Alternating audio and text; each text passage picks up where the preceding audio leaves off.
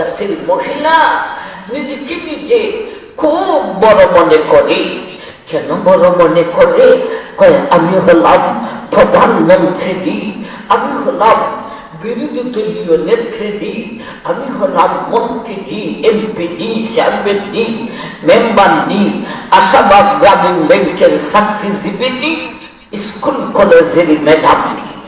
এই সমস্ত খেলায় নিজে নিজে কয় আমার আর আগের যুগের খালাদিন রয়েছে না, এখন আমার লাল দিন আছে।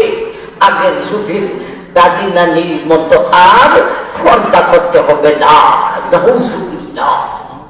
আমার ভাইজান, আরেকদল মহিলা, সরলপনা মহিলা, আল্লাহ আয়াতের শুরুতে নবীর বিবিদেরকে কোন সিস্টেমে ডাক দিলেন আর সবাইরে কিভাবে বুঝালেন।